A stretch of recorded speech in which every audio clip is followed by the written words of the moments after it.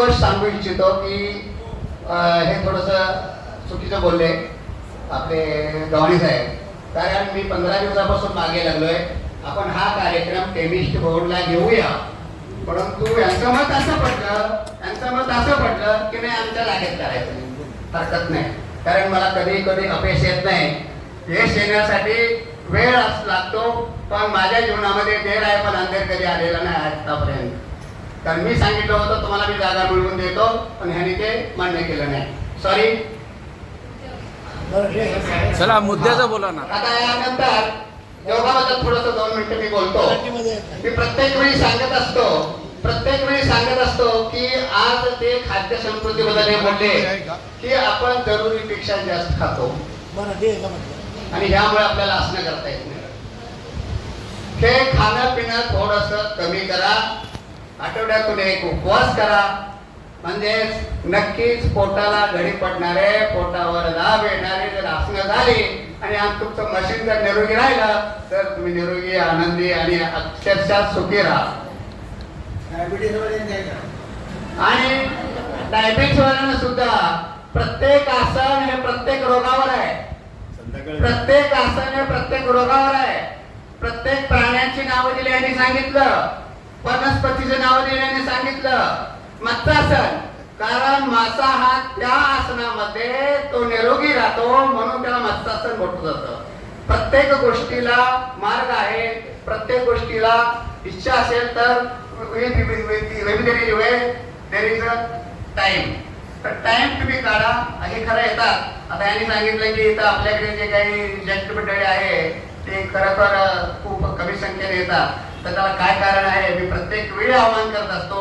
हे आवाहन करत असतात पण प्रतिसाद मिळत नाही. तरी लेडीजचं खरोखर इथं अभिनंदन, त्यांच्या वतीने टाळा होते.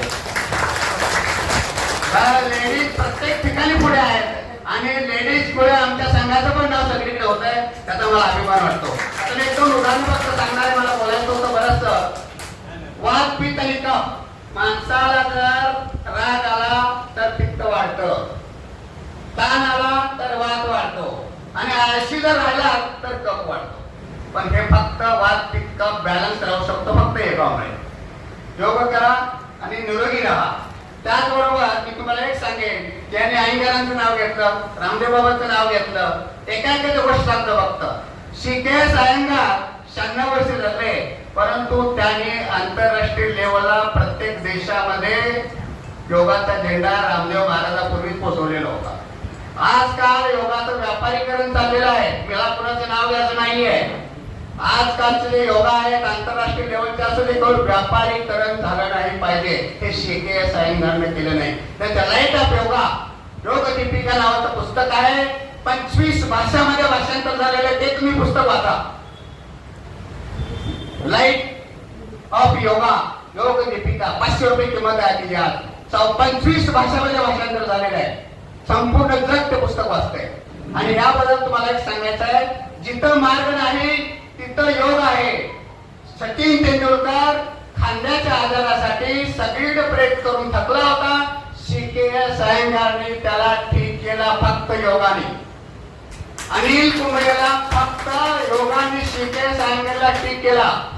जागतिक दर्जाचे व्हायोलिन वादक यहुदी मेनोहिन हे वाद्य वाजवत त्यांचे खांदे दुखायचे, दंड दुखायचे, झोप लागत नव्हती, झोप. तर पंडित नेहरूला कॉन्टॅक्ट करून एका मीटिंग मध्ये पंडित नेहरू बोलणं झालं, मला कोणीतरी योगी द्या. असे कुडमुडे योगी त्यांनी बघितले, त्यांचं ऐकलं नाही. नेहरूंनी शीर्षासन करून दाखवलं. शीर्षासन करून दाखवल्यावर भारताच्या योग संस्कृतीची ओळख होण्यासाठी नेहरूंनी मेंढ्यांच्या समोर शीर्षासन करून दाखवलं. ते शीर्षासन झाल्यानंतर मेंढ्यांनी बरं शीर्षासन करून दाखवलं. तुम्ही काय सांगताय तुमची योग संस्कृती, मी करतोय शीर्षासन. ताबडतोब त्यांनी प्रतिसाद करून शीर्षासन करून दाखवलं. परंतु हा सांगण्याचा हेतू काय आहे की नंतर शीर्षासन एकमेकांनी केल्यानंतर मग नेहरूंनी शोध घेतला, हरियाणा कोणतरी चांगला योगी दिला शिवाजी आणि तो योगी दिला शिकेश अयंगार. या माणसाला झोप लागत नव्हती. एका मिनिटामध्ये कशी झोप लागते सुखाची की शिकेश अयंगारनी मेंढ्यांना उदाहरणार्थ पटवून दिलं, प्रॅक्टिकल करून दिलं, त्याला खरोखर झोप लागली. त्यावेळी आसन करत होते त्याच वेळी. आणि त्यानंतर मिनियनने एकच काम केलं नाही तर स्वतःचा सुद्धा सगळे योग शिकून घेतले आणि शेकेस अयंगारचा संपूर्ण युरोपमध्ये प्रचार करण्यासाठी त्यांनी मदत केली. असे ते मेन्युअर होते. आता तुम्हाला दुसरं जर सांगायचं त्यांचा एक शिष्य होता. थोडस 2 मिनिटं बोलू ना. त्यांचा एक शिष्य होता, बिरिया नावाचा शिष्य. खरं म्हणजे खोमिनीचा तो ड्रायव्हर, खोमिनीचा तंत्रज्ञान, त्याला कसले बॉम्ब बनवायचे म्हणून सगळं तंत्रज्ञान होतं. परंतु ते विश्वासातलं असल्यामुळे त्याला त्या खोमिनीने ड्रायव्हर ठेवला होता बिरियाला. परंतु खोमिनीचे विचार वाईट वगैरे त्याने सगळ्या निरीक्षण केलं आणि तो एक दिवस पळून हिमालयात गेला. हिमालयामध्ये अनेक योगी लोकांना बिरिया भेटला. हिमालयामध्ये अनेक योगी लोकांना बिरिया भेटला आणि एका कुटीमध्ये गेल्यानंतर 8x8 ची कुटी होती. तिथे योगी होता.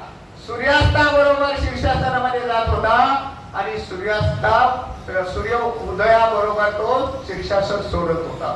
12 तास शीर्षासनामध्ये. त्याने विनंती केली आणि मला तू योग शिकव. त्याने नकार दिला. तिथून बिरिया पळाले, शिकेस अयंगारचे शिष्य झाले. आज बिरिया पॅरिस मध्ये सर्व सेंटर 15-20 सेंटर चालवतो. असे हे बिरिया. अशा पद्धतीने अनेक शिकेस अयंगारनी लोक निर्माण केले योगामध्ये. आणि आजकाल कितीतरी अखेरी सांगितलं 84 आसनं. अहो, शिकेस अयंगारनी 200 आसनं विकसित केले. Sport yoga, walking yoga, running yoga, विश्वमध्ये भाम म्हणून एक आहे. त्यांनी सुद्धा ती आसनं संपूर्ण खेळाडूला शिकवली. आणि खेळाडू, प्रत्येक खेळाडू आसनं करतात आणि आपले नंबर काढतात. त्याच्या कारण योग आहे. योग अत्यंत महत्वाचा आहे. तर तुम्हाला मी शेवटी 2च फक्त